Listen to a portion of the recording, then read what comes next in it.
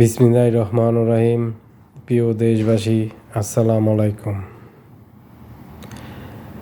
গত কয়েকদিন আগে ঢাকা বিশ্ববিদ্যালয়ে মাদক বিরোধী অভিযান চলাকালীন সময় কিছু অনাকাঙ্ক্ষিত ঘটনা ঘটে।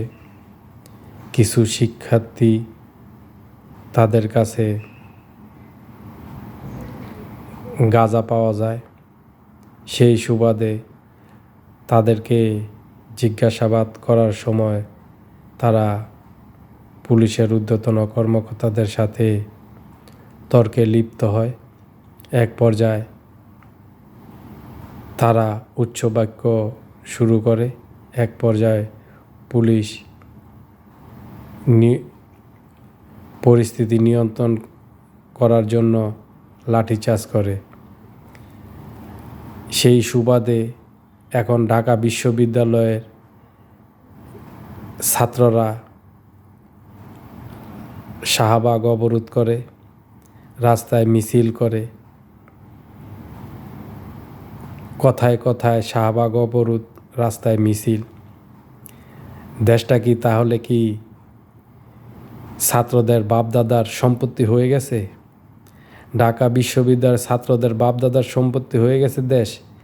কথায় কথায় অমুকেরে হটাও, কথায় কথায় অমুকেরে বিদায় করো, কথায় কথায় শাহবাগ অবরোধ করো। তোমাদের বাপদাদার সম্পত্তি হয়ে গেছে বাংলাদেশ। বাংলাদেশ তোমাদের বাপদাদার সম্পত্তি। তোমরা ঢাকা বিশ্ববিদ্যালয়ে গাঁজা খাইবা, ঢাকা বিশ্ববিদ্যালয়ে ইয়াবা সেবন করবা, ঢাকা বিশ্ববিদ্যালয়ে তোমরা আজে বাজে কাজ করবা। আর আইন শৃঙ্খলা রক্ষাকারী বাহিনী অভিযানে গেলে তোমাদের অসুবিধা হয়। তোমাদের প্রত্যেক সম্পত্তি হয়ে গেছে বাংলাদেশ।